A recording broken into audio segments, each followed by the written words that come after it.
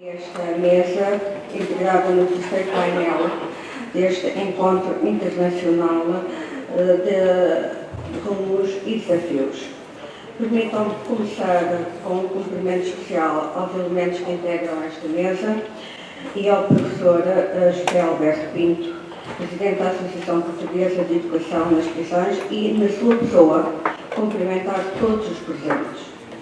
Chamo-me Lina Guarda, sou médica de saúde pública e atualmente delegado de saúde coordenadora na Unidade Local de Saúde do Arco Ribeirinho. Agradeço o convite que me foi formulado para moderar a primeira mesa do terceiro painel, subordinado ao tema Saúde nas Prisões. Tema muito atual, tendo em consideração a divulgação pública da proposta de plano operacional para a saúde em contexto de privação da liberdade 2023-2030. Também queria recordar que o acesso à saúde é um dos direitos fundamentais da nossa Constituição portuguesa e que a privação da liberdade, dentro também dos limites que constam na Constituição, não pode ser impeditiva de o mesmo. Esta mesa contará apenas com 3 comunicações. Dado que o Dr. João Bolão, por motivos de força maior, não poderá estar presente. Vamos à primeira comunicação sobre a prevenção e gestão das doenças infectocontagiosas em contexto prisional a nível europeu. Terá como oradora a professora Filipa Alves da Costa. Com um currículo extenso, e aqui permitam-me, é extensível para qualquer das minhas colegas de mesa, eu farei um resumo muito resumido do percurso profissional de cada uma. Portanto, será um item muito que cada uma de vós considerar que é importante, mas peço desculpa por isso. A professora Filipa Alves é consultora para o programa Álcool, Drogas Ilícitos e Saúde Prisional no Gabinete Regional da Organização Mundial da Saúde para a Europa desde 2020. A maior parte do seu trabalho centra-se nos sistemas de informação sobre saúde prisional e no uso de informação para melhor sustentação de políticas e práticas. Coordenou o desenvolvimento de um sistema de vigilância para a Covid-19 em contextos de reclusão e também o referencial da OMS para avaliação do desempenho de sistemas de saúde nas prisões, utilizando para o suporte de avaliação periódicas a incluir em uma plataforma europeia, Health in Prisons, e também avaliações ad hoc em países da Europa Oriental e Ásia Central. É professora auxiliar na Faculdade de Farmácia da Universidade de Lisboa, na qual lidera uma equipa de investigação sobre saúde pública e utilização de medicamentos. Professora Filipa, a palavra é sua.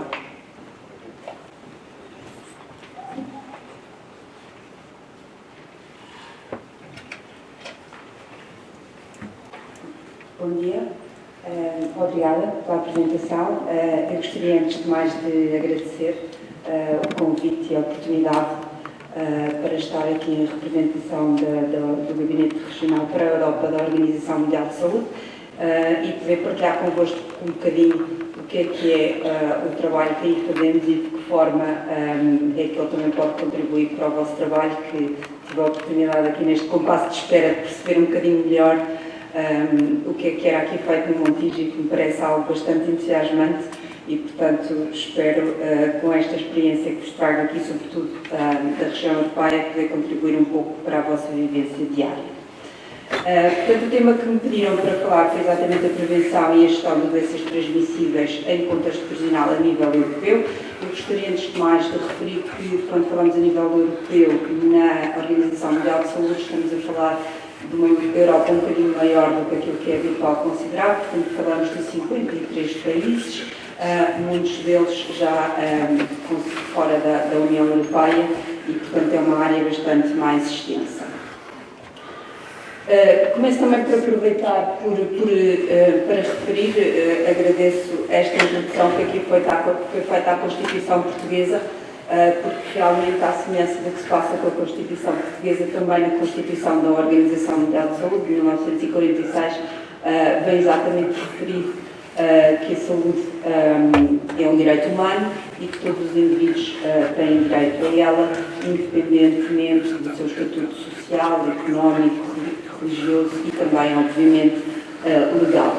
E é exatamente por isso que foi constituído este programa. É um programa que se chama Saúde nas Prisões, que não existe em todas as regiões do mundo. Na realidade, ele existe apenas na região europeia. Não quer dizer que nas outras regiões não se faça também coisas nas prisões, mas simplesmente não se encontra formalizado e normalmente é algo que está inserido, sobretudo, noutro tipo de programas. Por exemplo, é muito comum existir um programa de prisões dentro dos programas especificamente dedicados ao HIV ou às hepatites virais. Aqui na região europeia é um programa mais abrangente e que, portanto, se centra no conceito mais amplo de saúde e não apenas na ausência de doença. Na região europeia está estimado que existem cerca de 1,5 milhão de pessoas privadas de liberdade. Claro que este número vai variando todos os anos, mas aquilo que nós fazemos a nível da Organização Mundial de Saúde é, sobretudo, tentar trabalhar com os países para perceber quais é que são as necessidades e que, obviamente, não são iguais em todo o lado, e tentar, de alguma forma, moldar as políticas de saúde e também as práticas, trabalhando com parceiros locais. Este gráfico, esta imagem que provavelmente, pelo menos as pessoas da saúde que estiverem presentes já terão visto milhões de vezes, pretende apenas demonstrar que, apesar de muitas vezes, e sobretudo as pessoas que não percebem exatamente o que é uma prisão, pensam que é um sítio isolado onde as pessoas são depositadas e nunca mais se vêem e não afetam a comunidade, mas obviamente que isto não é verdade. E aquilo que este gráfico demonstra é que exatamente existe um fluxo constante entre a prisão e a comunidade. Portanto, todos os dias entram e saem reclusos, mas também guardas prisionais, advogados, professores, enfim, sociedade civil e, portanto, obviamente, tudo o que se passa dentro da prisão vai também afetar a comunidade. Também percebi que aqui no Montijo este fluxo é bastante elevado, mas isto, portanto, será também um reflexo daquilo que se passa a nível europeu e aquilo que está estimado é que o fluxo médio anual é de cerca de 47%, ou seja, quando eu há pouco falei que existe 1,5 milhão de pessoas detidas a nível da Europa, isto no fundo traduz em mais de 2 milhões que circulam num só ano ao longo do sistema prisional. E, portanto, isto obviamente traz-nos, por um lado, ameaças, mas, por outro lado, também oportunidades, porque, antes de mais, no que toca a doenças transmissíveis, é um ambiente em que muitas vezes existe alguma sobrelotação e, portanto, obviamente, as doenças transmitem-se de uma forma mais fácil, sobretudo as respiratórias, mas não só. Também existe, obviamente, comportamentos, uns consensuais e outros não consensuais, que também afetam a transmissão de doenças sexualmente transmissíveis. Portanto, tudo isto faz com que, no fundo são as ameaças, mas também as oportunidades são que as pessoas, uma vez que estando dentro do sistema prisional, têm uma oportunidade, por vezes, de aceder pela primeira vez a cuidados de saúde e também, muitas vezes, oportunidades únicas de ter educação em geral, mas também, neste caso particular, educação para a saúde e perceber um bocadinho melhor como é que se podem evitar determinado tipo de doenças. Esta imagem que aqui vos trago pretende um pouco representar aquilo que existia até há bem pouco tempo a nível europeu e posso-vos dizer que é, sem dúvida, o melhor continente do mundo, que é em termos de informação sobre o que é que se passa dentro das prisões, que não é mais do que um buraco negro. É uma área que existe, de facto, muito pouca informação, sobretudo na área da saúde, e, portanto, sempre que se pretende fazer algum planeamento, quer a nível individual, quer a nível populacional, é preciso perceber de onde é que partimos. Portanto, uma das tarefas que nos propusemos a realizar foi o desenvolvimento de uma base de dados que se chama Base de Dados para a Saúde nas Prisões a nível europeu. Normalmente utilizamos o acrónimo IPEP, e que é uma base de dados que é pública, qualquer pessoa pode consultar e que contém algumas informações que são recolhidas periodicamente, notificadas pelos países que voluntariamente aceitam participar. Portanto, posso-vos dizer que daqueles 53 nunca participam todos. Há determinados países que é bastante difícil entrar, obviamente a Rússia, a Turquia, enfim, países que têm culturas bastante diferentes das nossas, mas Portugal é um país com quem, também se calhar porque eu sou portuguesa, é um gosto trabalhar e que obviamente enviam sempre muita informação e informação bastante detalhada. Portanto, esta base de dados, numa fase inicial, tinha este aspecto, muito pouco apetecível, mas dava-nos, no fundo, estatísticas globais. Quantas pessoas é que existem nas prisões, quantas delas é que são do sexo feminino, sexo masculino, quantas é que estão grávidas num determinado ano, e depois, à medida que se vai desagregando, obviamente os países acabam por ter mais dificuldade em reportar. Portanto, existem determinadas áreas, como, por exemplo, o número de pessoas que têm diabetes, que aparentemente poderia ser uma coisa bastante simples, mas que muitas vezes os países não conseguem reportar, porque os sistemas de informação que existem nas prisões não são feitos de uma forma que seja extraível de uma forma simples e, portanto, exige muito trabalho dos pontos focais para poderem ter esta informação. Então, aquilo que fizemos em 2021 foi exatamente este quadro normativo que procurava, de alguma forma, padronizar esta recolha de informação e procurava-nos dizer que para avaliar um sistema de desempenho nas prisões era preciso ter informação pelo menos sobre 3 grandes áreas. Uma primeira, que é do lado esquerdo, que diz respeito ao contexto organizacional, de que forma é que as prisões se organizam, como é que elas são financiadas, quem é que é o Ministério que está responsável pela prestação da saúde, qual é que é o quadro de profissionais de saúde que existe disponível para trabalhar nas prisões. Depois temos o segundo grande bloco, do vosso lado direito, em que no fundo nos diz quais é que são os serviços que estão disponíveis. E, idealmente, de acordo com os padrões internacionais, eles deveriam ser exatamente os mesmos que estão disponíveis para a comunidade. Mas, lamentavelmente, muitas vezes não é assim. Portanto, aqui temos desde os cuidados primários, que obviamente é aquilo que mais é comum, mas depois também existem os cuidados hospitalares e que muitas vezes são prestados em alguns países dentro da prisão, outros são prestados em colaboração com o Serviço Nacional de Saúde ou com o Serviço de Saúde, que por vezes não é público e subsidiado por seguradoras, mas que também faz esta complementariedade. E depois existe aqui uma área muito importante, que também contribui, ainda de forma indireta, para a saúde, que é a área da reinserção. Portanto, usar um pouco esta oportunidade para as pessoas ganharem hábitos de vida que depois os vão auxiliar não só a poderem ter um trabalho mais digno quando forem libertados, como se inserirem melhor na comunidade para onde voltarão.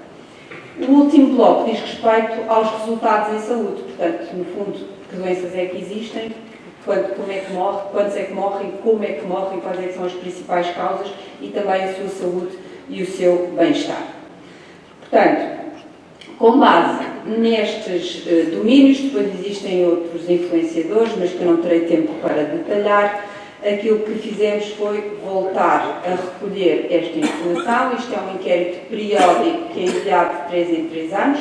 Portanto, o último relatório que foi publicado foi lançado no ano passado em Portugal, em fevereiro de 2023, e que dizia respeito aos dados de 2020. Existe sempre aqui um desfazamento muito grande e isto tem a ver essencialmente com o nosso processo de validação dos dados, porque nós não podemos publicar dados sem os países primeiro nos confirmarem que efetivamente eles estão corretos e que não há erros.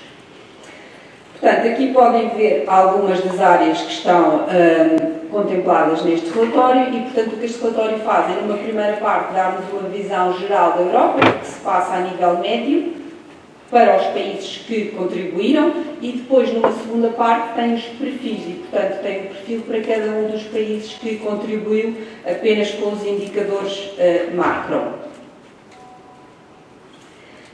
Vou-vos dar aqui só algumas notas sobre alguns dos resultados deste relatório mais recente que publicámos, e, portanto, aqui neste gráfico, aquilo que podem ver é a relação, o rácio que existe entre a prevalência de doenças transmissíveis nas prisões e na comunidade. E, portanto, aquilo que podem ver aqui é que quanto maior a área representada, maior a desproporção. Portanto, por exemplo, na hepatite B, que é ali a cor laranja, a razão é de cerca de 5, ou seja, existe 5 vezes mais hepatite B nas prisões do que na comunidade.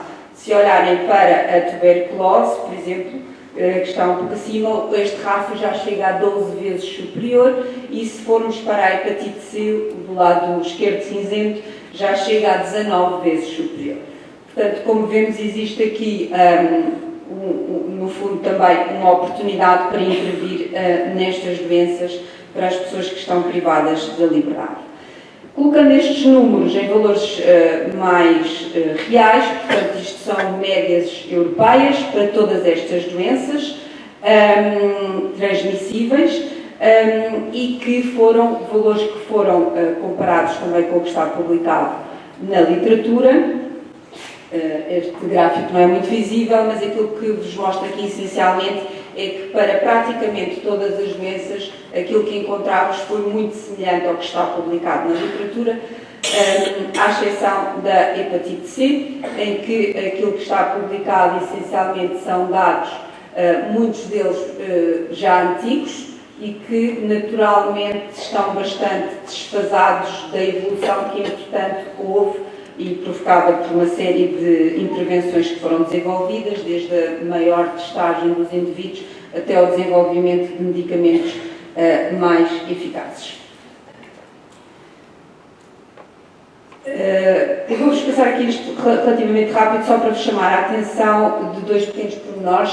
Estes gráficos são todos referentes à hepatite C, não vale a pena entrar em grandes detalhes, mas pretendo apenas mostrar-vos isto que eu acabei de vos dizer. Existe uma enorme variabilidade entre os países e, portanto, quando nós apresentamos no relatório europeu 3,75% dos indivíduos que estão na prisão têm hepatite C, não é mais do que, obviamente, uma média ponderada para todos os países. Mas, depois, se complementarmos com visitas ao próprio país e com medições que não são autorreportadas, mas que são testadas por recolha de amostras biológicas, por vezes estes valores podem chegar a ser tão altos como este que vem aqui do lado direito em baixo, dos 38%, 34%, salvo erro, depois já estou um bocadinho a ver mal, mas à volta de 35%, que é de um país da Europa Central, mais asiático, naquilo que é habitualmente considerado Europa, e que são aqueles países que, exatamente, normalmente reportam menos para nós. Portanto, são países que têm, obviamente, um nível de vida muitíssimo mais baixo e que, portanto, como tal, são países que também têm, por exemplo, dificuldade de aquisição destes medicamentos que são dispendiosos e, portanto, têm alguma dificuldade em contribuir para os objetivos que são da eliminação da hepatite C. Portanto, então, resta pensar um bocadinho sobre o que é que está a falhar e existem várias coisas que estão a falhar a nível europeu, ainda que volto a referir melhor que nos outros continentes, mas uma das questões é a testagem. Existe testagem quando as pessoas são admitidas nos estabelecimentos prisionais para qualquer das doenças transmissíveis, simplesmente a forma como as pessoas são testadas nem sempre é aquela que é preconizada pela Organização Mundial de Saúde. Portanto, por vezes existem testadas baseadas no risco e não testagem universal. Não são todas as pessoas que entram que são testadas, mas são apenas aquelas que, por exemplo, são trabalhadores sexuais e, portanto, que à partida têm um risco acrescido. Portanto, isso não está de acordo com aquilo que é recomendado, porque e numas doenças, obviamente, depois poderá ter outras repercussões. No caso, por exemplo, da tuberculose, que estava há pouco a ouvir, que houve aqui um caso recentemente, é muito comum haver avaliação sintomática. No entanto, aquilo que também está preconizado é que deve haver uma pesquisa ativa também dos indivíduos assintomáticos. Claro que isto, por vezes, é difícil de implementar, sobretudo em divisões mais pequenas, mas não deixa de ser aquilo que está preconizado pela Organização Mundial de Saúde. Portanto, eu deixo aqui algumas recomendações e em todas as recomendações que são emitidas existe sempre uma pequena secção que diz respeito às recomendações específicas para os estabelecimentos prisionais. Portanto, elas não são idênticas àquela que existe para a comunidade geral. E no caso da tuberculose é exatamente aquilo que mostra aqui neste slide, é o facto de haver uma secção específica em que emite uma recomendação particular para os estabelecimentos prisionais. O mesmo se passa no que diz respeito à vacinação. Pronto, a nível de Portugal nós temos um programa de vacinação excelente e com uma cobertura ótima, mas isto não é assim em todos os países. E, portanto, existem países, inclusivamente, em que a vacina contra a hepatite B nem sequer faz parte do Plano Nacional de Saúde, mas, no entanto, isso não significa que não seja recomendada como uma das vacinas a administrar no momento da admissão ao estabelecimento prisional. E exatamente pelo facto de ser também uma oportunidade para aumentar a cobertura e buscar todos os indivíduos que, entretanto, também já perderam a imunidade. Portanto, o que este gráfico vos mostra é que a maioria dos países têm todas as vacinas disponíveis, mas isso não quer dizer que elas sejam administradas, obviamente, a todas as pessoas que estão no estabelecimento prisional. Portanto, isso já tem a ver com a cobertura e que nem sempre é possível avaliar e muitas vezes também devido a esta rotação que existe de pessoas a entrar e a sair. Portanto, tal como para a tuberculose existem recomendações, estas foram emitidas em março de 2024, portanto apenas há 2-3 dias, que saíram especificamente para a hepatite B, e que são 11 recomendações que são emitidas, algumas delas que têm a ver com a alteração da terapêutica que estava recomendada no caso de diagnóstico de hepatite B, mas também há algumas que têm a ver com os métodos de testagem. E depois e também reforçam as recomendações que já eram antigas, como esta que eu acabei de dizer da vacinação no momento da admissão, mesmo a pessoas que se desconhece o seu estado serológico. Outro ponto que também é importante pensar é sobre o tratamento. Eu já me referi a ele muito ao de leve, mas que cá em Portugal não é tanto assim, mas em muitos países, mais uma vez, reforço, na zona de este da Europa, não existe acesso aos tratamentos exatamente por questões económicas.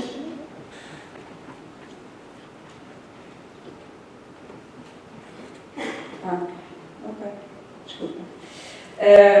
Pronto, portanto, uma das recomendações que tem vindo a ser feita, emitidas no campo da hepatite C, estas são também algumas das recomendações adotadas pela Organização Mundial de Saúde. Estas não são tão recentes como as da hepatite B, são para a hepatite C, mas que referem, por exemplo, que deve haver uma procura da eficiência máxima dos serviços de saúde. Isto traduz-se como, antes de mais, através da descentralização, portanto, não haver necessariamente sempre a necessidade de ter hospitais envolvidos no diagnóstico e, portanto, existem muitos países que têm adotado modelos em que as pessoas acabam por ser diagnosticadas nos cuidados de saúde primários, portanto, mais perto das suas casas e, portanto, acabam por poder ter acesso também a tratamentos mais rapidamente. Para que isto seja possível, outra das estratégias que tem vindo a ser adotada é, no fundo, a adoção de novas funções, portanto, não ficar dependente exclusivamente dos gastroenterologistas e dos hepatologistas, mas usar estes especialistas para formarem, por exemplo, os médicos de medicina familiar e geral e também, em alguns países, outros profissionais, como os enfermeiros ou os farmacêuticos, quando estes existem em maior quantidade, para poderem estar envolvidos exatamente na testagem e no acesso ao tratamento. Estou a exceder um pouco o meu tempo e, portanto, vou terminar falando aqui apenas na parte ambiental, que tem a ver com aquilo que se pode fazer em termos de prevenção, e eu julgo que, tendo em conta, sobretudo, a plateia que aqui está presente, esta área será particularmente importante para vocês, que tem a ver com a educação para a saúde. Obviamente, para eliminar doenças transmissíveis, ou pelo menos para as controlar, é necessário haver uma série de intervenções no campo da prevenção.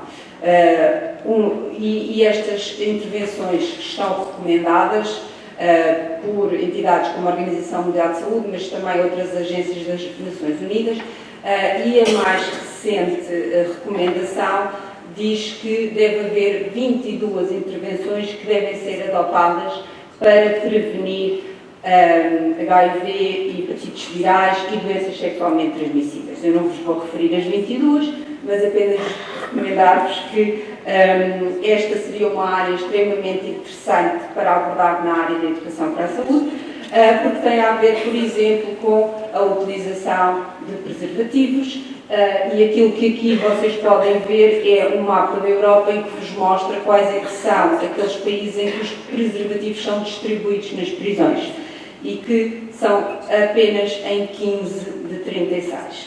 Portanto, podia ser pior, verdade, mas está longe de ser o ideal.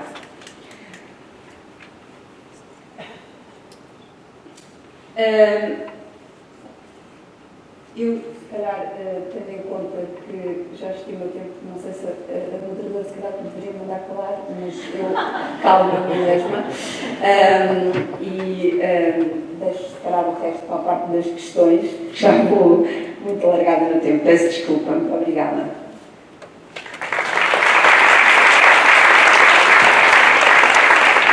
Muito obrigada, professora Filipa, pela excelente apresentação que nos trouxe aqui e que demonstrou que a prevenção e gestão das doenças infecto-contagiosas em contexto europeu é uma questão complexa que envolve a implementação de várias estratégias e medidas, tendo em conta um diagnóstico e que esse diagnóstico deve ter por base um sistema de informação robusto, não só em relação às características dos estabelecimentos dos técnicos a que se destinam, mas também da sua população, tendo em conta a sua grande reprodutividade, os programas de saúde que têm e também aquilo que nós sabemos, todas as medidas que devem ser implementadas, quer no âmbito da prevenção primária, secundária e terciária. E falou aqui, e bem, de algumas medidas no âmbito da prevenção primária, nomeadamente a educação e sensibilização para práticas seguras.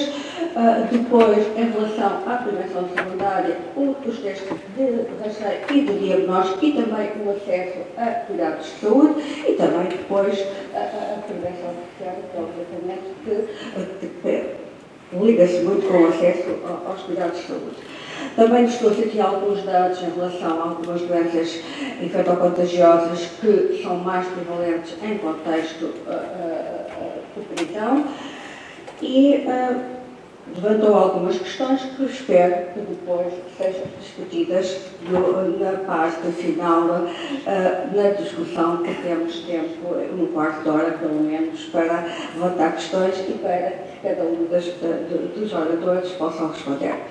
Seguidamente, vamos ter uma comunicação sobre a especialização médica para as prisões em Portugal, uma necessidade, um compromisso, que Ao contrário daquilo que consta no programa, e como podem constatar, não é o Dr. Hugo Esteves, mas é a Dra. Teresa Galhardo, a quem eu agradeço imenso estar aqui, a sua disponibilização para estar aqui a partilhar connosco, e já sei que não é só este tema que vai abordar, mas que vai abordar a saúde em meio profissional de uma forma mais global. Doutora Teresa, a palavra é sua.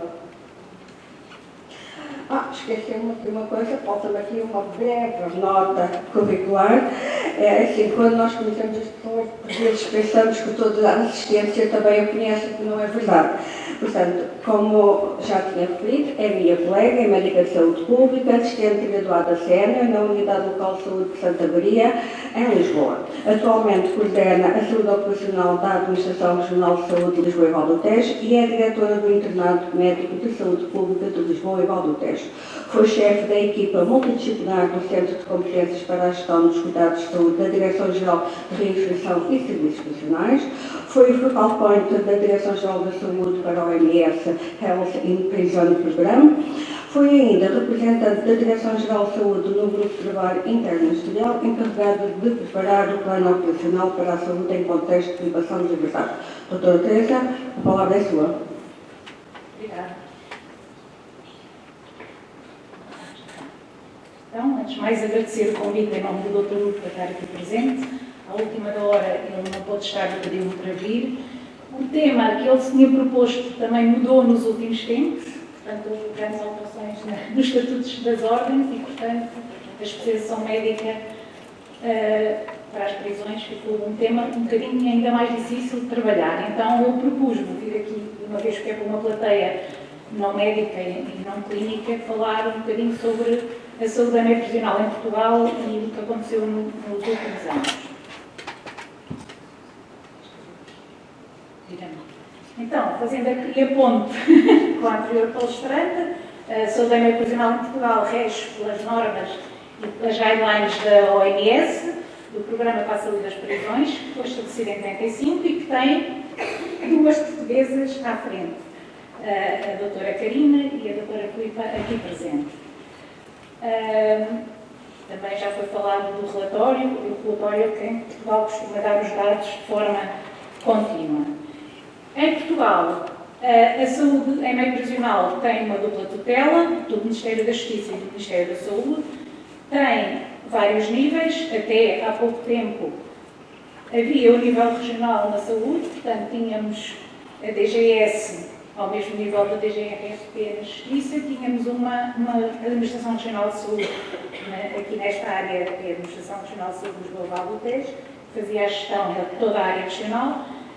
Estas administrações, como todos sabem, estão em vias de extinção, vão ser extintas em poucos meses, e, portanto, digamos que a saúde e a justiça ficaram mais ou menos ao mesmo nível dos três níveis. Portanto, tem o nível da tutela, o nível da DGS, DGRSP e agora as unidades locais de saúde ao nível dos estabelecimentos prisionais. Existem 49 estabelecimentos prisionais em Portugal e 600 educativos, distribuídos assim geograficamente pelo país e pelas continentes e regiões autónomas, e em 2022 havia 12.867 reclusos a nível nacional. Nós, a nível regional, tínhamos 5.800 reclusos, sendo que os antigos agrupamentos de saúde, agora unidades locais de saúde, nem todos tinham estabelecimentos prisionais na sua área de intervenção. Eu pus aqui também, o anterior agrupamento de saúde de Riparinho tinha o estabelecimento prisional de Montijo e que agora também. Depois, fazer um breve enquadramento da Direção-Geral de Reinserção e Serviços Prisionais e para perceberem onde é que a saúde intervém. Portanto, o contexto prisional é o contexto maior da DGRSP. Existem cerca de 12.867 reclusos nos 49 estabelecimentos prisionais. Há vários tipos de estabelecimentos prisionais. Existem 48 equipas de reinserção social, 10 equipas de vigilância eletrónica e 600 educativos com 129 jovens internados. Ora, a saúde intervém essencialmente nos estabelecimentos prisionais e nos centros educativos. Vou então fazer só um breve resumo disto, sobre o meio prisional, a população reclusa, os riscos a que está submetida, os recursos que temos atualmente em meio prisional, recursos da saúde e o financiamento dos serviços de saúde. Esta imagem já viram, mas é sempre bom repetir para a população. Ou seja, há um fluxo constante entre a população em meio livre e a população em meio prisional, e esse fluxo faz com que, para nós, médicos de saúde pública, é muito importante a transmissão de doenças infectocontagiosas e todos os problemas de saúde que entram de um lado para o outro em circulação.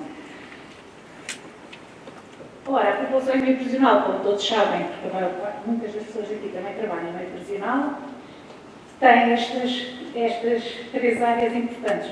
No fundo, estão privados de liberdade, e é a única privação que têm. Tem um ambiente físico muito específico, e em Portugal a estrutura dos estabelecimentos prisionais já está muito ultrapassada, a precisar de grande recuperação, e é um ambiente social também muito específico, mas eu não vou abordar nada dessas temáticas, vou falar mais sobre a saúde. Dizer aqui que a tal rotatividade faz com que, em 2022, tenham entrado e saído 24 mil reclusos nas prisões. Portanto, entram cerca de 4.500 e saem cerca de 4.500. Ao fim do ano, ainda 31 de dezembro, estão só 14 mil reclusos, mas eles circulam. Aqui também para ter uma ideia da população por sexo e por grupo etário, o maior grupo etário da população reclusa situa-se nos 30 a 39 anos e a população do sexo feminino é cerca de 7%. Um tema muito importante para a saúde meio prisional é o envelhecimento precoce desta população que está reclusa. Está definido internacionalmente que o recluso é idoso a partir dos 55 anos, enquanto na população em meio livre é aos 75, e este envelhecimento precoce existe por várias razões. Primeiro, porque tem baixos estados de saúde, depois porque há uma elevada prevalência de fatores de risco, e o envelhecimento fica acelerado de 10 a 15 anos em relação à idade cronológica. Como também sabem, as pirâmides etárias da população em Portugal mudaram muito, não é? Há um envelhecimento da nossa população, como podem ver aqui no estreitamento da pirâmide, em baixo, e isto reflete-se na população em meio prisional. Em relação ao tempo de reclusão, os reclusos estão, em média, 3 a 6 anos dentro dos estabelecimentos prisionais e circulam pelos vários estabelecimentos prisionais. Em relação à escolaridade, não têm uma alta escolaridade, como também sabem, não é? E falar aqui os fatores de risco que têm a ver com a saúde que esta população está submetida. De um lado, é uma população que tem uma baixa consciencialização relativa aos seus problemas de saúde e doença, tem um reduzido contacto prévio com os serviços de saúde e tem uma baixa aceitabilidade e difícil acessibilidade aos serviços de saúde. Depois, tem estilos de vida muito pouco saudáveis, tem práticas de comportamentos de risco, tem uma medicação excessiva em relação à população em meio livre e tem uma prevalência mais elevada das doenças infecciosas, como já foi falado. É uma população também com muito mais comorbilidades e com o envelhecimento que eu já falei. Este também já falamos, podemos passar. E então, em relação à prestação de cuidados de saúde em meio prisional, o cidadão privado de liberdade tem que ter todos os seus direitos garantidos, incluindo o direito à saúde e à doença. Portanto, eles só estão mesmo privados do direito à liberdade. E desde 2009, no Código de Execução de Penas e Medidas Privativas de Liberdade, foi definido que o cidadão privado de liberdade é utente do Serviço Nacional de Saúde, como qualquer outro utente. Portanto, a saúde meio prisional faz parte integrante do sistema público da saúde, mas ainda é tutelado pelo Ministério da Saúde, mas ainda tem muito do Ministério da Justiça, como eu já vou falar a seguir. Também é importante dizer que os reclusos nacionais à estrangeira, mesmo os que estão irregulares em Portugal, são considerados utentes do Serviço Nacional de Saúde e têm as mesmas regalias que os outros. Os cuidados de saúde aos reclusos devem ser acessíveis a todos independente do tipo de pena, da localização onde está o estabelecimento prisional. Estes cuidados devem ser equivalentes aos disponibilizados em meio livre e têm de ser adequados à situação clínica do recluso. E esta prestação de cuidados deve garantir a continuidade dos cuidados, ou seja, a entrada da prisão, a transferência de prisões e depois da libertação. A avaliação do estado de saúde à entrada é a chave para o acesso a uns bons cuidados de saúde dentro dos estabelecimentos prisionais. Agora falar sobre como é que é gerida a prestação dos cuidados de saúde em meio prisional em Portugal. Existe um centro de competências para a gestão dos cuidados de saúde, que atualmente está sediado na Rua Bancante, em Lisboa, que no organigrama da Direção-Geral de Reinserção e Serviços Prisionais, não sei se conseguem ver aí, está pequenino, é onde está aquela bolinha vermelha. O centro de competências depende diretamente do Diretor-Geral de Reinserção e Serviços Prisionais. Este centro de competências foi chefiado nos últimos anos exclusivamente por médicos de saúde pública. Aqui o Dr. Esteves, que era quem iria estar a fazer esta palestra, ficam a conhecer aqui a imagem. Depois estive eu durante 2 anos e meio e atualmente, desde 2019, é a doutora Mafalda de Castro, que está aqui nesta fotografia. O Centro de Competências para a Gestão dos Cuidados de Saúde tem as suas competências definidas no despacho já desde 2013. No fundo, e não vou falar de todas, mas é definir as linhas de orientações da área da saúde, assegurar que sejam prestados assistência médica a todos os reclusos, os cuidados primários e os cuidados secundários, supervisionar a prestação de cuidados de saúde no hospital prisional e nas clínicas psiquiátricas, definir a orientação da aquisição e distribuição dos medicamentos, as linhas de orientação da prevenção das epidemias, e que foi muito útil agora em Covid, as medidas de rastreio e prevenção das doenças infecciosas e a realização de programas de combate à toxicodependência. Também promover as ações de formação para todos os profissionais de saúde e garantir que todos os cuidados de saúde mental sejam prestados. Sobre isso eu vou passar. Então, nos 49 estabelecimentos prisionais existem, dos 49, 43 têm serviços clínicos, 4 estabelecimentos prisionais têm serviços clínicos com enfermaria de retaguarda, um estabelecimento prisional tem serviço clínico e clínica psiquiátrica e um, que é o Hospital Prisional, tem também a clínica psiquiátrica e a unidade de cuidados continuados. E esta é a imagem do Hospital Prisional. Agora chegamos então aos profissionais de saúde. Isto para fundamentar a necessidade dos profissionais. Então, em 2023, trabalhavam em contexto prisional 165 médicos, sendo que 21 pertencem ao quadro e 144 são avanças. 438 enfermeiros, também 188 do quadro e 250 avanças, 62 técnicos de diagnóstico e terapêutico, 66 psicólogos, 4 farmacêuticos e 163 auxiliares de ação médica. Destes 165 médicos, há várias especialidades. Muitos são de clínica geral, a antiga clínica geral, hoje chamados médicos não especialistas, porque não têm ainda uma especialidade. Existem vários de cirurgia geral, de estomatologia, de fisiatria, de gastroenterologia, infecciologia, ortopedia, medicina interna, psiquiatria e saúde pública.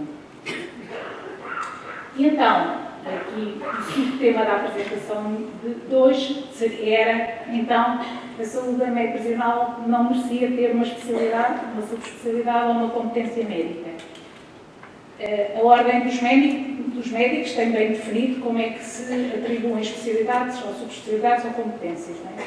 Quando existem um número muito pouco reduzido de pessoas, começa-se por ser uma competência médica. Portanto, a proposta da universidade há vários anos era criar uma competência médica em saúde em meio prisional para estes 165 médicos que estão lá atualmente, ou os que tiveram antes ou os que irão depois. O processo de criação da competência na ordem dos médicos era até agora, atenção que as ordens foram todas, viram os seus estatutos todos alterados, portanto também não sei se isto vai ficar em vigor daqui para a frente. Está toda a mudança, isto é como era hoje, não quer dizer que não seja amanhã. Portanto, para haver um processo de criação de uma competência na Ordem dos Médicos, é preciso haver uma proposta que seja aprovada, por um lado, pelo Conselho Nacional do Internato Médico e, por outro lado, pelo Conselho Nacional Executivo da Ordem dos Médicos.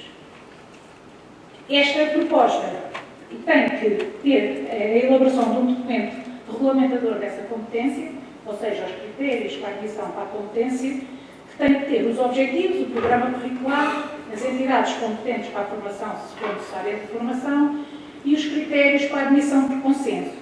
A admissão por consenso se faz quando? Quando se inicia uma nova competência, uma subespecialidade ou uma especialidade, e que se vai avaliar muito a parte prática do que as pessoas fizeram até agora e não a formação teórica. Também para os enfermeiros, como temos 438 enfermeiros, já estão definidas competências acrescidas na Ordem dos Enfermeiros e, portanto, também seria um passo a dar, mas eu vamos só falar aqui da parte médica, dizendo isto, claro, também dos psicólogos, dos farmacêuticos e de todos os outros profissionais de saúde. O que é que fazem os profissionais de saúde em contexto prisional em Portugal? Fazem essencialmente as avaliações clínicas na admissão periódicas ou pela solicitação do recluso, fazem as rotinas diárias de intervenção em saúde, os tratamentos, a gestão diária da terapêutica e, muito importante, que só existe em contexto prisional, a toma observada direta. Portanto, nós, em saúde, em meio livre, faz toma observada direta em doenças em que queremos ter a certeza que as pessoas tomam a medicação, como, por exemplo, a tuberculose. Em meio prisional, ela é feita sempre, pelo menos as 3 vezes por dia. Portanto, requer muito mais horas de enfermagem. Todos os estabelecimentos prisionais têm que ter um plano de promoção da saúde e planos específicos para a intervenção clínica e esses planos têm que falar sobre a promoção da saúde mental e do bem-estar, o tabagismo, a alimentação, os estilos de vida e o consumo de drogas ou substâncias.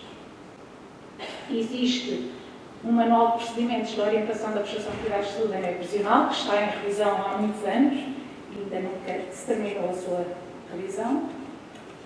E, passando à parte final, dizer que atualmente em Portugal existe um modelo misto de financiamento dos serviços de saúde do Ministério da Justiça e do Ministério da Saúde. Portanto, desde há décadas, os dois Ministérios, o Ministério da Saúde e da Justiça, têm-se tentado articular de maneira a que os reclusos tenham uma melhor prestação dos cuidados de saúde. Em 2017 criou-se um grupo de trabalho interministerial, Justiça e Saúde, que estava encarregue de avaliar os constrangimentos existentes no acesso da população reclusa ao SNS e com propostas de solução para ultrapassar. Este grupo de trabalho começou-se a articular com os programas prioritários da Direção-Geral da Saúde essenciais para as prisões, nomeadamente o Programa de Saúde Prioritário para as Hepatites Virais e o Programa de Saúde Prioritária para o VIH-Sida, tendo desde então uma ótima articulação com estes dois programas e o Ministério da Justiça. Depois, dizer que houve este grupo de trabalho decidiu criar uma rede de referenciação hospitalar do Serviço Nacional de Saúde no âmbito do VIH e das hepatites virais e fazer uma coisa que nunca se tinha feito, que era pôr os médicos e os enfermeiros a ir, do Serviço Nacional de Saúde, a ir às prisões e não as prisões a irem aos hospitais ou aos centros de saúde. E, portanto, em 2018 definiu-se essa rede de referenciação hospitalar e também em 2018 foram assinados os protocolos que permitiram então que os profissionais de saúde das instituições hospitalares se dirigissem aos estabelecimentos prisionais. Este foi um modelo equitativo e uniforme para todo o continente. Como já disse, permitiu a deslocação dos profissionais de saúde aos estabelecimentos prisionais, obviando os procedimentos complexos de segurança que existem na deslocação dos reclusos e permitiu racionalizar tempo e meios materiais e humanos para os dois ministérios. Depois também, no outro programa muito importante, também já falado, o Programa da Saúde Prioritária na área da tuberculose, desde 2004 existe um protocolo entre o Ministério da Saúde, a DGS e a DGRP sobre os procedimentos de detecção e de prevenção da tuberculose, Protocolo esse que agora também está publicado, até no site da DGS. É este protocolo. E o exemplo português de boas práticas nesta área que foi publicado na Organização Mundial de Saúde. Também o Programa de Saúde Prioritário na área de saúde mental, que entretanto foi extinto e renomeado para a Coordenação Nacional das Políticas de Saúde Mental, teve grande intervenção em contexto prisional. Foi, primeiro, em 2016, foi criado um grupo de trabalho para avaliar os constrangimentos existentes no acesso dos reclusos à pedopsiquiatria e à psiquiatria. Depois houve vários grupos de trabalho interministeriais no âmbito dos inimputáveis. Não vale a pena especificar aqui cada um, pois não vou ter tempo para o resto. E culminando com a apresentação do Decreto-Lei 70 de 2019. Também foi em 2017 realizado um protocolo entre a DGRSP e o Instituto Nacional de Saúde, Dr. Ricardo Jorge, para a realização de análises clínicas a todos os reclusos. E um protocolo muito importante dos serviços partilhados do Ministério da Saúde, que é, no fundo, o responsável pela informatização dos dados em saúde, para que os estabelecimentos prisionais tivessem acesso aos programas informáticos. Esse protocolo, como eu vos disse, foi assinado em 2017 e foi porque a informatização não existia. As informações clínicas só existem em formato de papel, ainda hoje. Disseram que é esta semana que finalmente se vão ligar à rede, mas eu já estou à espera desde 2017. Ver para crer, estou à espera de ver. Ou seja, hoje em dia, como é tudo em papel, os médicos, os enfermeiros e os psicólogos escrevem em papel e depois tem que se dar sempre o processo atrás do recluso e não se sabe o que é que se perde pelo caminho. Portanto, pediu-se à SPMS que desmaterializasse toda a informação, que ligasse à rede informática da saúde, para que assim, quer os profissionais de saúde dentro das prisões, quer fora das prisões, pudessem ter acesso a toda a informação. Doutora Teresa, 2 minutos. Está claro, sempre parecia que... Pronto, em 2019 foi criado um novo grupo de trabalho para a melhoria contínua do acesso da população reclusa.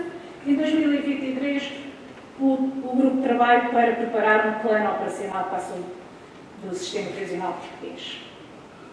Dizia que, falar assim só no âmbito do Covid, também Portugal seguiu as orientações da OMS para a saúde nas prisões relacionadas com o Covid. Saíram várias notícias dizendo que Portugal adotou todas as medidas extraordinárias. Foi até publicado internacionalmente essas medidas e depois a ONU reconheceu que a gestão prisional portuguesa foi um exemplo de boas práticas no âmbito do Covid, uma vez que não houve nenhum óbito por Covid nos estabelecimentos prisionais portugueses. Depois tinha só alguns desafios, que já não vou dizer. Já acabou. Um minuto.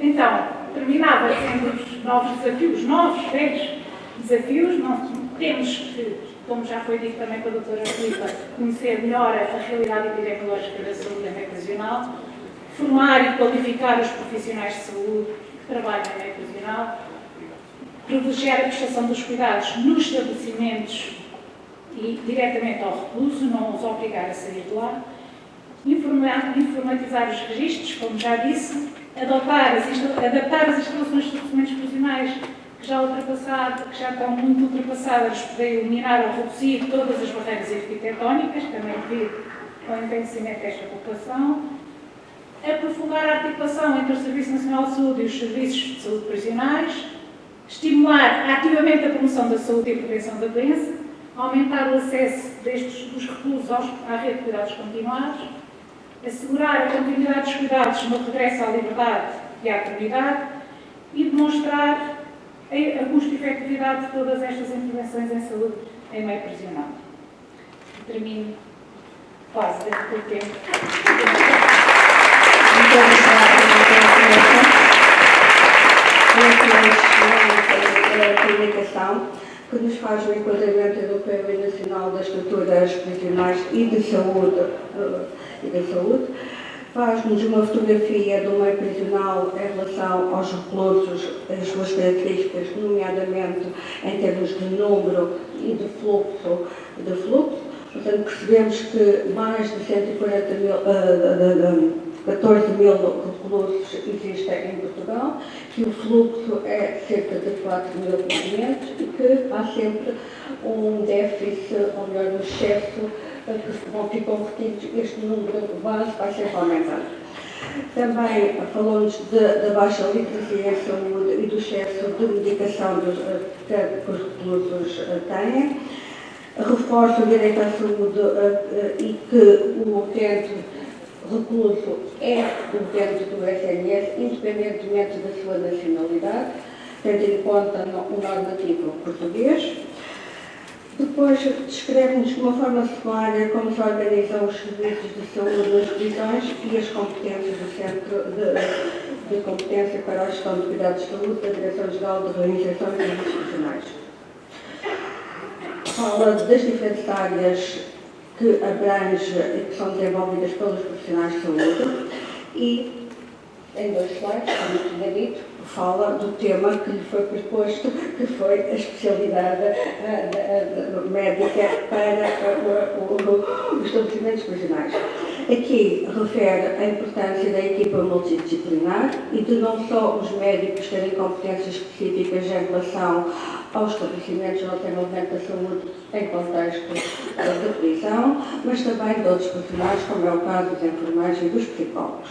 Aborda as principais doenças infecto-contagiosas de uma forma positiva, dizendo os acordos que foram feitos entre as 2 direções gerais e para as hepatites, para a tuberculose, para a saúde mental e espero que os resultados, já são 4 ou 5 anos, existam alguns resultados. Por fim, fala da importância do sistema de informação e dos desafios que são lançados à equipa de saúde dos estabelecimentos prisionais. A terceira, a comunicação sobre saúde mental é ambiente de privação de liberdade entre realidades e possibilidades. Temos como oradora a professora Glória Luskin, espero que agora faça um bocadinho melhor. Pronto, eu treinei. A professora Glória é professora associada da Universidade Fernando Pessoa, onde coordena o primeiro ciclo de estudos em criminologia. Possui o título de especialista em psicologia social e em psicologia da justiça, atribuído pela Ordem dos Psicólogos Portugueses. É membro do Laboratório de Psicometria e do Centro de Pesquisa em Ciências Comportamentais e Sociais da Universidade de Fernando Pessoa e também do Centro de Investigação Interdisciplinar em Justiça da Universidade do Porto. É membro da direção da Associação Portuguesa de Educação nas Prisões. Professora Glória, a palavra é sua.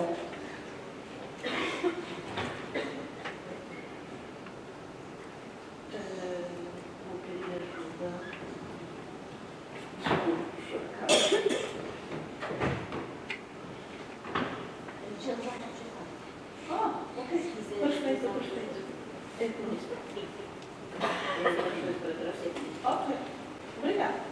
Bom, bom dia a todos.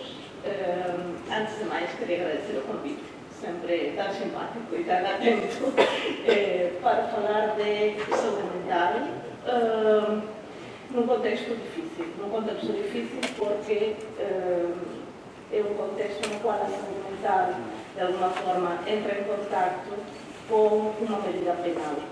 Portanto, estamos aqui a falar de pessoas que têm ou que se veem expostas, ou podem, melhor, vamos dizer assim, podem verse expostas a um duplo estigma. Por um lado, o estigma de estar em prisão, e por outro lado, o estigma de ter uma patologia mental. Deixe-me ver se confuso.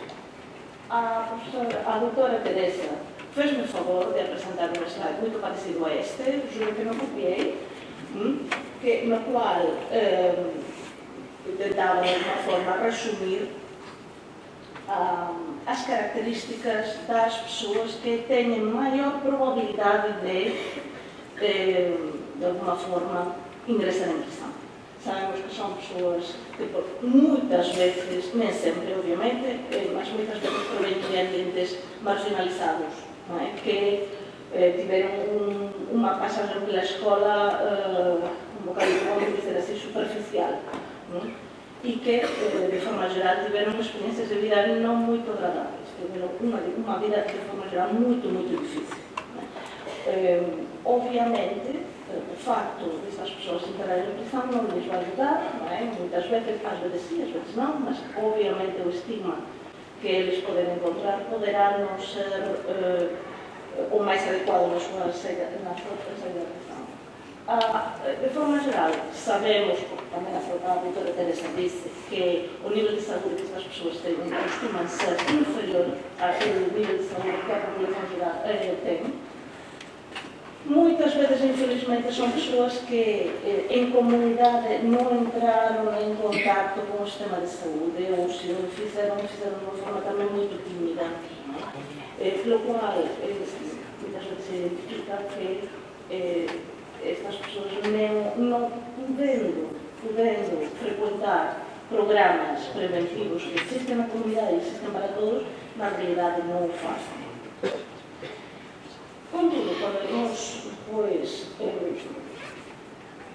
pesquisamos un poquinho sobre saúde pública, sobre saúde profesional, o que encontramos é que é un problema de saúde pública e é definida pela Organización Mundial de Saúde como unha prioridade social.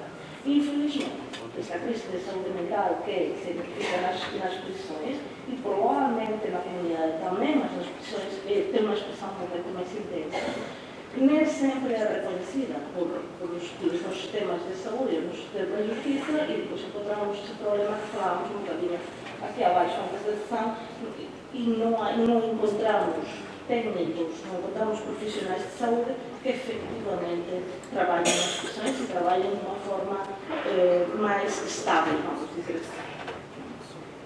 Quando eu gostava muito de dar-vos dados concretos sobre qual é a prevalência de problemas de saúde mental no contexto profissional, contudo, como a professora Filipa disse na sua comunicação, temos aqui um problema, porque o estudo de prevalência utilizam muitas vezes metodologias diferentes, são analisados em países diferentes, com realidades diferentes, com sistemas de justiça e sistemas de saúde diferentes, e nem sempre podemos generalizar os resultados de estudos de prevalência. Mas, de forma geral, poderíamos dizer que quando se estudam os problemas de saúde de contexto profissional, encontramos um duplo efeito. Por um lado, algumas pessoas que têm problemas de saúde têm maiores probabilidades de entrar na prisão. E, de facto, os estudos apontam que aproximadamente um 40% das pessoas que estão em prisão já tinham um diagnóstico prévio antes de entrar na prisão. Obviamente, estou a referir-me àquelas pessoas que realmente apresentam o diagnóstico. Por outro lado, alguns estudos dizem que pode ser que a prisão, por não ser um espaço todo saudável, o saudável, que deveria ser, tem um impacto negativo na saúde mental dos recursos. Contudo, obviamente, para isso precisaríamos dos estudos de incidência que infelizmente não existem. Os estudos de incidência nos permitiriam identificar os casos novos que são identificados no contexto profissional. Claro que depois teríamos outros problemas e que pode ser que esses problemas ou essas pessoas tivessem já problemas de saúde mental anteriormente e não tenham sido identificados.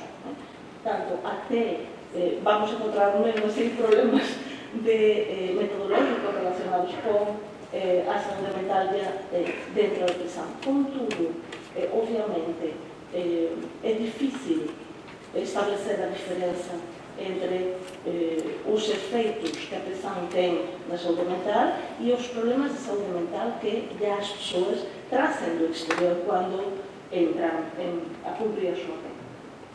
De forma geral, tentando analisar estudos de prevalência, o panorama não é muito risonho. Por exemplo, a Organização Mundial de Saúde diz que aproximadamente a terceira parte das pessoas que estão em prisão têm problemas de saúde mental. Analizando outros documentos, encontramos que esa porcentagem pode aumentar até os 70%. De forma muito geral, em comunidade, estima-se que em torno de 20-25% da população apresenta problemas de saúde mental. Portanto, realmente deveríamos concluir que essas pessoas que estão em pressão não têm um nível de saúde mental muito elevado. Eu aqui tentei fazer um resumo e se calhar até simplifiquei demais do tipo de pessoas com problemas de saúde mental que podemos encontrar dentro da prisão. E, insisto, muito possivelmente esta classificação será excessivamente simplista, mas se calhar para nós e para entender o panorama de uma forma geral é suficiente. Obviamente, o facto de uma pessoa ter um destes problemas não significa que não possa ter outros. Por exemplo, o primeiro, pessoas com um padrão abusivo ou de dependência de substâncias. Sabemos que existem comorbilidades e que as pessoas que apresentam um consumo abusivo de substâncias também podem ter uma patologia de outro tipo. De facto, estas pessoas com padrão abusivo de dependência de substâncias costuma ser a fatia maior de toda a população prisional. Podemos encontrar também pessoas com perturbações da personalidade. Neste sentido, também os estudos mostram que esta perturbação da personalidade nem sempre é identificada. Mas uma revisão sistemática, realizada há algum tempo, em 2002, indica que 65% das pessoas que estão em pressão podem ter um transtorno da personalidade, das quais 46% do transtorno da personalidade antissocial. O transtorno da personalidade antissocial é uma das classificações mais discutidas, mas não deixa de ser significativa a grande expressão que este transtorno tem. Podemos encontrar também pessoas que têm perturbações mais frequentes, vamos dizer assim, mais habituais, que normalmente se relacionam com perturbações afetivas e de ansiedade. E estima-se que este estado da população ronda o 25% aproximadamente.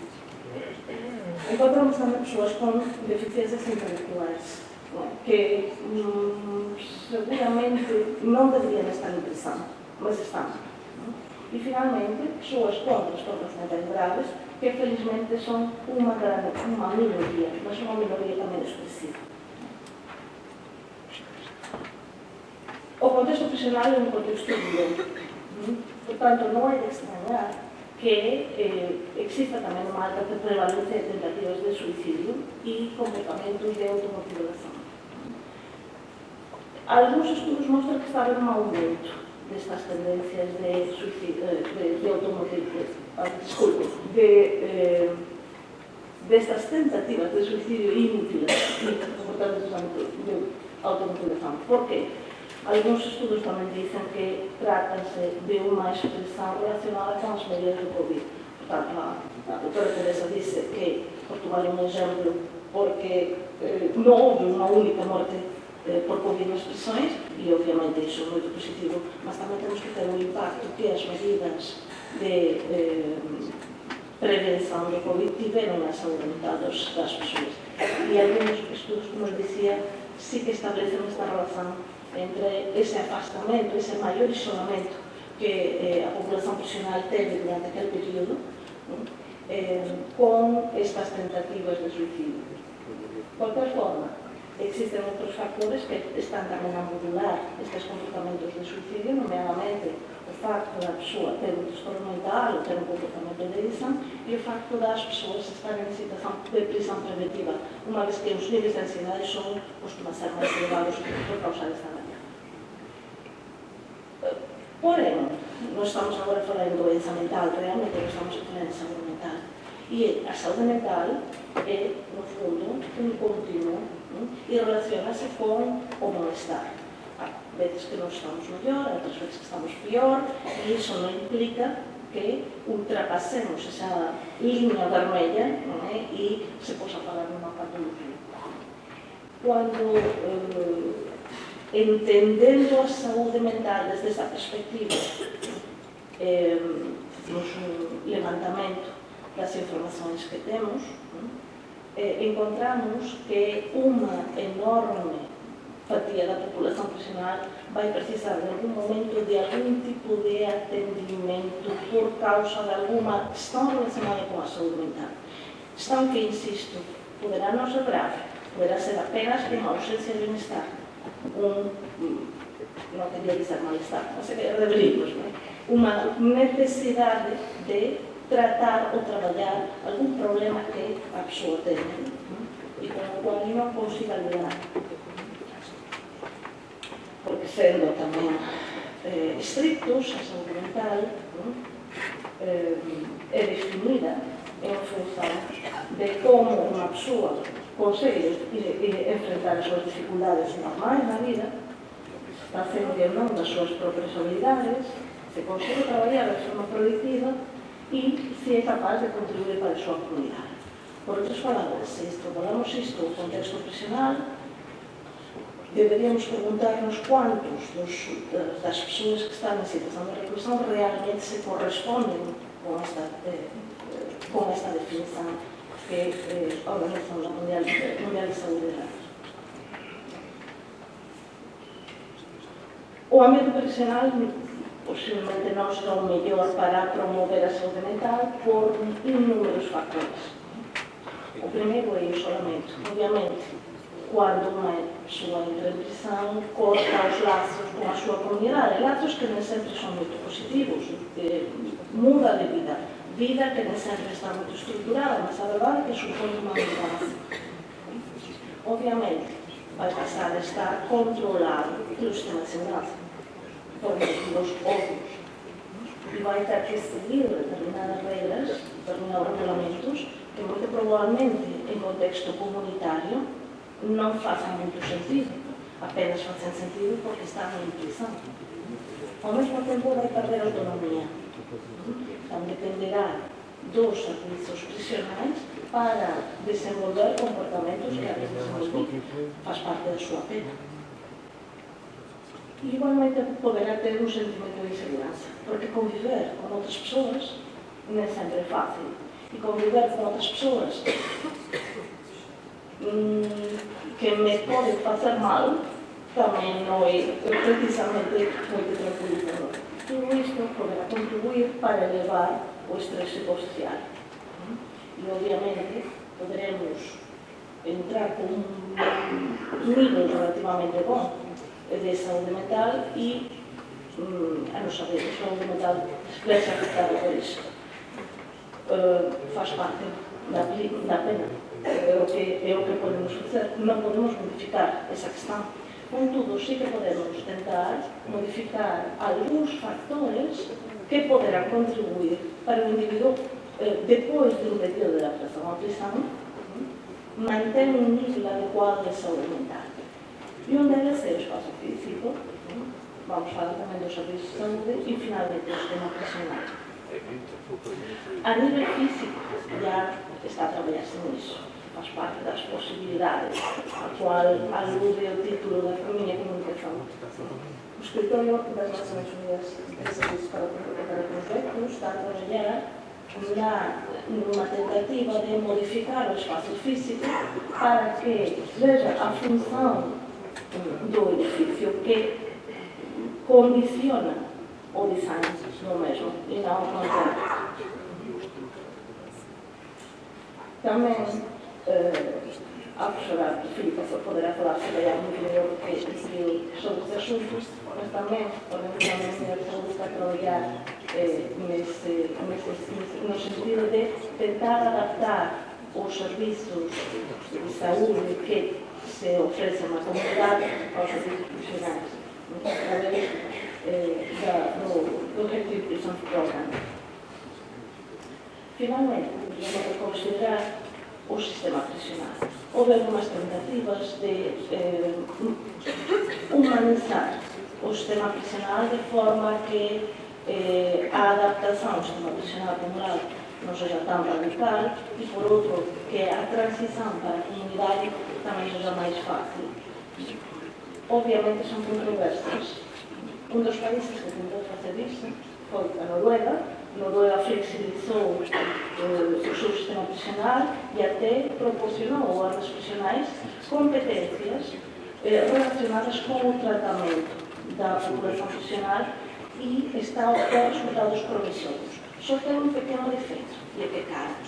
E, obviamente, quando estamos numa época de escassez de recursos e a própria comunidade muitas vezes sente essa falta de recursos, aplicar este recurso ao sistema prisional pode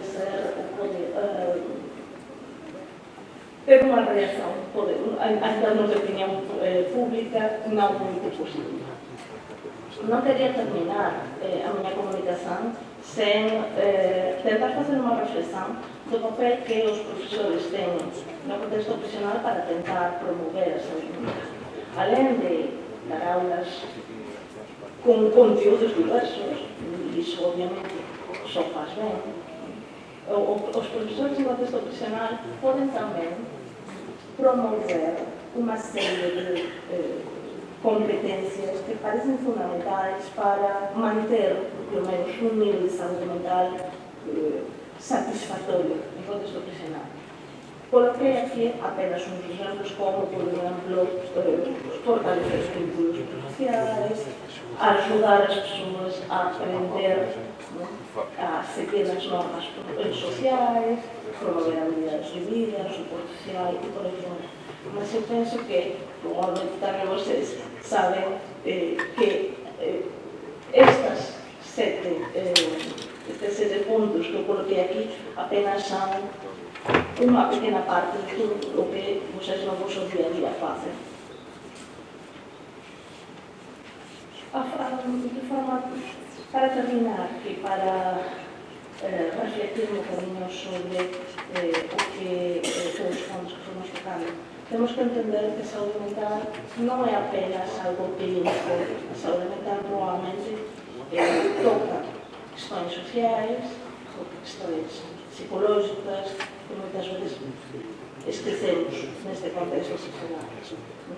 É necessária uma formação de todos os profissionais que trabalham nos serviços profissionais para conseguir promover dentro das nossas competências a saúde mental das pessoas que estão conosco. E, finalmente, precisamos encontrar novas soluções. Lembro que, quando eu estudava há algum tempo atrás, o meu professor de pedagogia dizia que o sistema prisional estava em crise, que tinha que mudar e por aí fora. Há mais de 20 anos disso. E provavelmente não mudou muito. Por isso, se calhar, pensar novas soluções que ajudem a promover um ambiente social mais positivo poderá, de alguma forma, favorecer e prevenir alguns dos problemas, não digo doenças, alguns dos problemas a nível de saúde mental que as pessoas que estão a cumprir uma pena privativa de liberdade têm. Muito obrigada.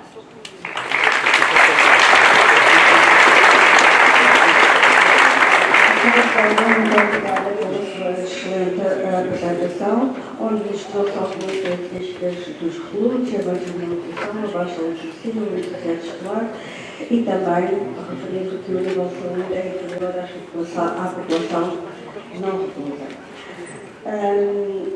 Refere que a escassez dos recursos humanos na área da saúde é um condicionante sobre a saúde mental. Refere também que a probabilidade de um recluso ter tido previamente um problema no âmbito da saúde mental é uma realidade. Aborda-nos algumas questões, alguns dados sobre a prevalência de algumas doenças, problemas de saúde mental, referindo qual é a prevalência das mesmas. Refere também, em relação ao suicídio e automutilação, que no estabelecimento regional os reclusos têm uma incidência superior à população em geral. E também um dado que me marcou bastante, que é cerca de 70% de um recluso, ou melhor, dos reclusos, ao longo do seu período de reclusão, necessita ou tem um problema no âmbito da saúde mental, precisa de ajuda. Gostei bastante e acho que vos fez refletir sobre a sua definição de bem-estar, e para mim é muito próxima da definição de saúde, está muito próxima da definição de saúde que eu aplico, que é um projeto de vida em direção ao bem-estar. Fala também de algumas características do contexto do setting prisão que aumenta o stress psicossocial e a ansiedade dos reclusos. Refere a importância de um ambiente positivo, faz uma revisão breve sobre alguma literatura, nomeadamente da OMS, e dizendo que, referindo, se houver um investimento no âmbito da saúde mental, os ganhos vão ser efetivos. E termino dizendo que a saúde mental em ambientes de privação da liberdade é multifacetada e requer uma abordagem holística que considera as realidades dos indivíduos distintos, bem como as possibilidades de intervenção e a promoção da saúde mental dentro e fora desse contexto. Muito obrigada.